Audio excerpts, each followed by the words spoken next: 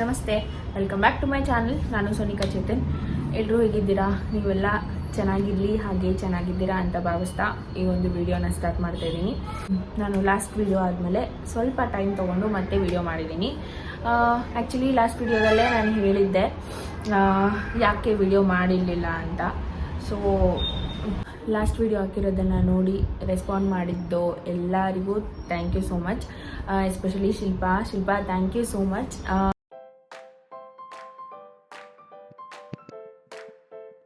ಲವ್ಯಾನ್ಸ್ ಅಂತೂ ಇವಾಗ ಎಷ್ಟು ತೀಟೆ ಆಗಿದ್ದಾನೆ ಅಂದರೆ ಎಲ್ಲ ಅವನೇ ಮಾಡಬೇಕು ಅಂತ ಹೇಳ್ತಾನೆ. ನಮಗೆ ಏನೂ ಮಾಡೋಕ್ಕೆ ಬಿಡಲ್ಲ. ಸೊ ಮನೆ ಒರ್ಸೋಣ ಅಂತ ಮಾಪ್ ತೊಗೊಂಡಿದ್ರೆ ಅದನ್ನು ಇಟ್ಕೊಂಡು ಜಾಡ್ತಾ ಇದ್ದಾನೆ. ಎಷ್ಟು ಹೇಳಿದ್ರೂ ಕೇಳಲ್ಲ. ನಾನು ಸ್ವಲ್ಪ ಬೇಗ ಇದ್ದರೆ ಅವನು ಬೇಗ ಇದ್ಬಿಡ್ತಾನೆ. ಸೊ ಹೆಂಗೋ ಒಂದೆರಡು ನಿಮಿಷ ಆಡಲಿ ಅಂತ ಬಿಟ್ಟಿದ್ದೆ.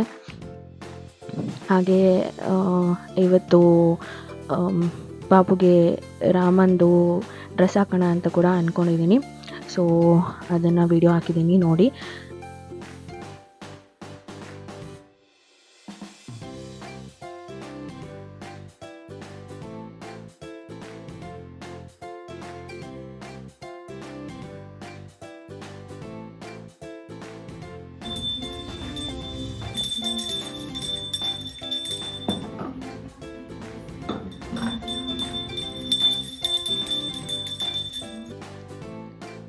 ಪಾಪುಗೆ ನಿದ್ದೆ ಟೈಮ್ ಇದ್ದಿದ್ದರಿಂದ ಸೊ ಅವನು ಸ್ವಲ್ಪ ಕಿರಿಕಿರಿ ಮಾಡ್ಕೊತಾ ಇದ್ದ.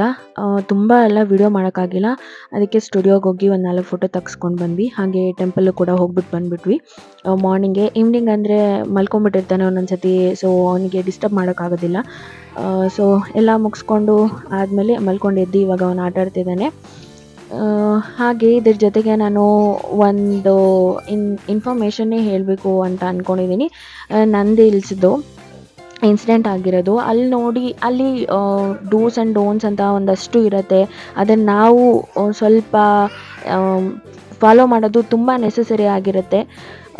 ಸೊ ಅಲ್ಲಿ ಒಂದು ಇನ್ಸಿಡೆಂಟ್ ಏನಾಯಿತು ಅಂತ ಹೇಳ್ತೀನಿ.